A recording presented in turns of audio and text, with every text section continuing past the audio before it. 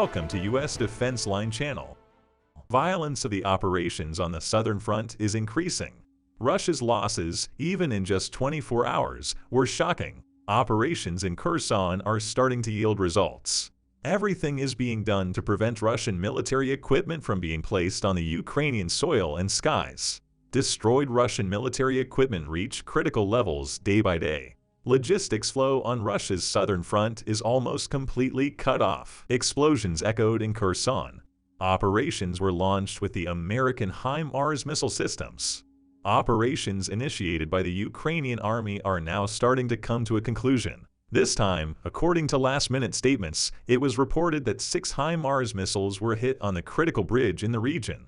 Bridge that was hit is the Antonivka Bridge. Allegedly, 18 missiles were fired on the bridge. Then, one after another, explosions took place. Everything is being done so that the damaged bridge is not used by Russian troops. Passage to Russian soldiers is not recognized. Tensions are rising on the Moscow side. At the same time, explosions echoed in the border Crimea. Air defense systems are reported to have been activated. As if Russia's losses in the air and on land weren't enough, it started to lose losses at sea too. Maintaining their superior success, the Ukrainian forces are pushing the Russian troops more and more. Russia's losses are about to become irreparable. Tensions are rising in the Sevastopol region of Crimea, which is likely to become the new front of the war lately. After the critical moves of Ukraine in this region in the past days, Russia's important flagship and military naval base were damaged. It was also said that this move was carried out with an unmanned sea vehicle, which was reported to be used for the first time in the war. On top of that, the tension between the countries continued to increase. In response to this attack in Crimea, Moscow announced that it suspended the grain agreement. Afterwards, the efforts made to continue this flow began to yield results. However, these moves towards Crimea were only the beginning. According to the last-minute developments, explosion sounds were heard in the Sevastopol region. Allegedly, at night, Ukrainian units carried out unmanned aerial vehicle attacks on the military points of the Russian troops in the region. After these moves, air defense systems came into play.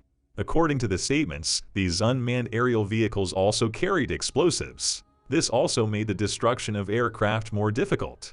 It was also claimed that these critical attacks were carried out with 7 seaplanes and 9 planes. It is known that Ukraine wants to take back Crimea and Russia to withdraw from this region. President of Ukraine, SH0CK, has long stated that the struggle to take back Crimea will continue and that everything will be done for this purpose. On top of that, Ukrainian forces even started operations in the key region of Kherson, bordering Crimea. Thanks to the operations launched, hundreds of regions have started to be taken back one by one in a short time in recent weeks. Moreover, after the bridges hit in the region, Russian soldiers have to deal with logistical problems. In fact, Russian troops, unable to reach sufficient military equipment in many regions, are forced to retreat or face losses. In addition, the Ukrainian army is making a very critical and tactical advance on the front. Ukrainian troops are making a multi-directional and simultaneous advance, especially from the fronts bordering Crimea. In this way, possible moves towards Crimea will be facilitated and military equipment can be deployed. In the future, every move made towards these regions will be of much more critical importance for the countries. Moreover, it is known that Moscow has been dealing with many big problems in recent weeks. Russia, which has lost serious military resources and equipment both on land and in the air, will have to deal with much bigger problems if it starts to suffer losses at sea. Moscow's problems are not limited to these. This time, it lost 800 military personnel, 16 tanks, and 24 armored combat vehicles during the day. Fact that these resources, which are of critical importance in ground operations, are neutralized day by day, causes Russia to have much more difficulty, significantly reducing its attack power. In the field of aviation, Russian troops lost 23 unmanned aerial vehicles during the day. Ukrainian troops proved their success in defense and attack power with these military equipment that they destroyed within 24 hours. Russia, on the other hand, is reducing many of its military equipment due to unsuccessful attack attempts. At the same time, it is stated that the Russian troops suffered the heaviest losses at the Avdiivka and Lyman fronts. These fronts are very important for both countries. Especially in the Lyman region, Russian troops had faced a major defeat in the past weeks. As it is known, major defeats in this region seriously increased the tension in Moscow. Thereupon, the Russian soldiers, who deployed various equipment in the region, do everything to compensate for their losses in the region, but they make unsuccessful attack attempts with greater losses.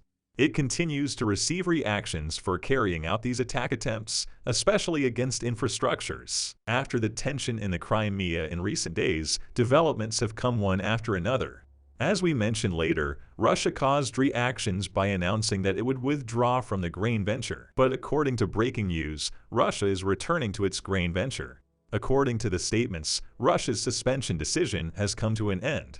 It is curious how Moscow was persuaded to return to its grain venture, which it suspended on October 29th after the explosions in Sevastopol. On November 2nd, that is, a few days later, Russia recently announced that it suspended the Black Sea Grain Initiative after the attack on the ships of the Black Sea Fleet in the Sevastopol region of Crimea. It also made the deal more difficult by keeping the ships waiting for a while. This decision was not surprising, but on October 31st, Russian President Putin gave the green light, starting to imply that Russia was ready to return to the agreement. Then, on November 2nd, the Russian Ministry of Defense reported that after receiving guarantees from Ukraine, Russia returned to the grain agreement.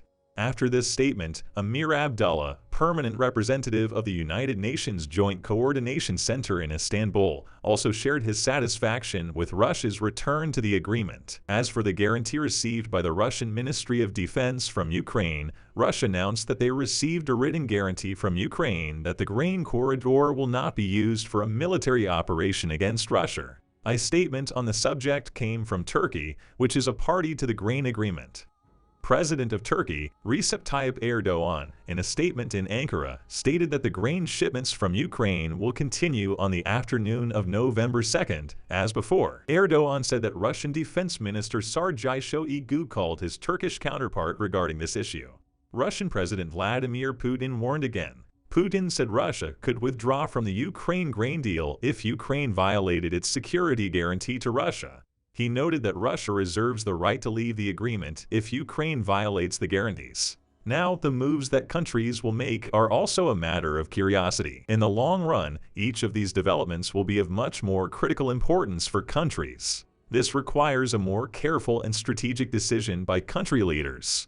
If Ukraine can continue its successful and accurate operations, it will achieve greater success on more fronts. This helps to significantly increase the operational power.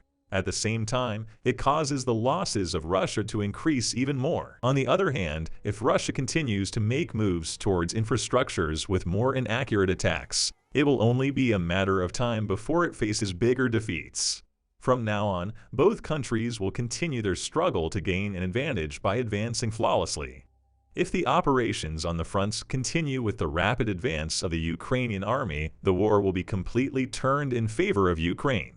Thus, the Ukrainian troops will continue their struggle until there is not a single Russian soldier and equipment left on the fronts. We'll see what happens in the next few days. We have reached the end of another video. You can support us by liking the video. You can easily follow new videos by subscribing. I wish you all a war-free day. See you.